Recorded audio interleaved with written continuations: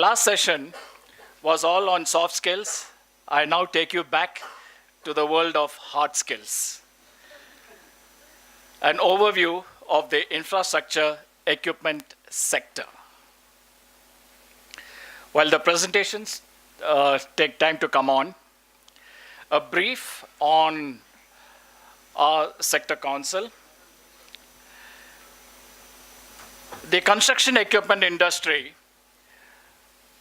was to the tune of about 60,000 machine sales about 10 years back. It was expected that this will go up to about 300,000 machines over the next decade or so. And based on those demands of skilled manpower, our council was formed. In the absence of the presentation, I will just hand you over the brochure, which gives you an overview of the Infrastructure Council. We have been promoted by the Indian Construction Equipment Manufacturers Association, supported by the CII, that is the construction equipment industry, and financial funding from the NSDC, working overall under the Ministry of Skill Development and Entrepreneurship, which means we are under 4 agencies. We are talking about Skill India, Skill India. Just want to tell you that a couple of centuries ago, before the Britishers came, India was the skill capital of the world. We were one of the richest countries. The quality of our products by our artisans, our craftsmen, etc., were unmatchable in the world. We were just a golden duck just waiting to be plucked. We are getting back. It's a beginning. It's a good start. So this was what I was just mentioning, that going forward, to cater for this demand, we would be needing an excess of 1 million operators and mechanics to man these machines, working on the scale of 2 operators per machine and 1 mechanic for about 15 odd machines that are sold.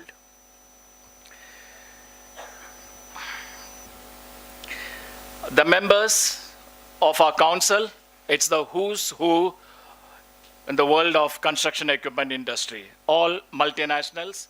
The majority of them have set up base in India following the opening of our economy in the 90s. World-class facilities. Most of the products that are being manufactured are also being exported. High-end technologies. The segments that we cover: earth moving, mining, highways, material preparation processing, defense, plant hiring, leasing, and active engagement of 90% of the workforce in the industry. And this is our product portfolio: backhoe loaders, excavators, cranes, crushers, screeners, the mobile trucks, name it, and it's there. And I can assure you, gentlemen, notwithstanding what the previous speakers, last panel session, etc. said, 20 years from now, these machines will still be there. Artificial intelligence, robot, bot, whatever it is, to get our country moving up construction, these machines will be required.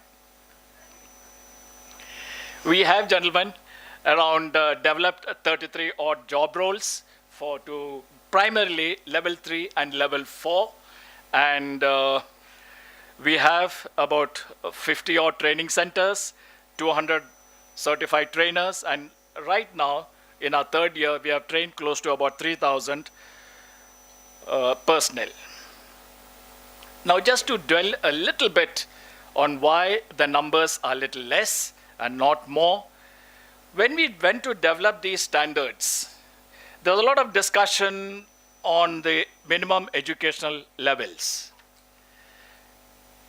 Everyone said that the people have got to be 10th pass and that's it. When we went to the field, we saw most of the machines we were visualizing a junior operator, senior operator. Most of them had just one operator, all these machines, but he had one person next to him. We used to normally call him as chotus. They are the ones, or the helpers or the assistants, who did all the greasing, cleaning, etc. And when we went to the same site 3 months later and 2 months later, you found that this chotu was sitting on the operator seat. He had upgraded himself and he was operating the machine, and absolutely no formal training, no certification, etc., no licensing, nothing. And today, gentlemen, 65% of our industry is, I wouldn't say it disorganized, I'll say unorganized. Now, all these people, the helpers, etc., the assistants, the chotus, they are all not even 8th standard pass, they're all 6th and 7th dropouts. And it is for them that we made a special standard for NSQF at level 3, which is semi-skilled. NSQF level 4 is skilled. A lot of discussion went on at the ministerial level. Why don't you make it as 8th pass and things like that? So I told them, this is the hard reality. You cannot exclude these people from the ecosystem. They are it is a fact of life, and you got to accept them, you got to funnel them, and you got to get them into the system. Another session on their title. Why don't you call them as helpers? As at the moment you call them as helpers, their future is sealed. We call them as junior operators. And the other challenge is, gentlemen, all our job roles are non-aspirational. Nobody wants to come here. The trend today is all for white collars, no blue collars. And this is a mindset that we have to change. Many of the panel speakers in the previous session had made a mention about it. Our mindset has to change. Going forward, we made a career progression chart. We have made a career progression for these operators where none existed before. This is there in the brochure with you. And this is what we had made. At least an operator has some future. Other milestones to drive this forward: we have signed MOUs with the states. We have made a foray into the Northeast. We have tied up with the colleges now for their curriculums to be partially modified, to be partially changed, to make it make the boys industry ready. And skilling of people in the other areas, like the others, the Army, creation of centers of excellence, industry recognition, and machines are now started picking up. We suffered a hit during the demonetization period because most of our transactions are in hard cash. It is all the rental fleet. So that took a hit, but now it has slowly started picking up. And we hope that going forward, we would be able to, start skilling in the numbers that we want. And the good news is, gentlemen, that the CMM Act is going to see the light of the day soon.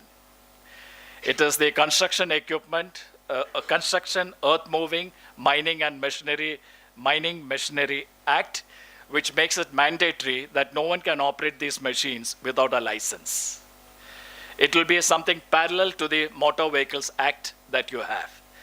India is one of the few countries where now nothing exists. Anybody can sit into an excavator or a backhoe loader and operate it. Those days are all coming to an end.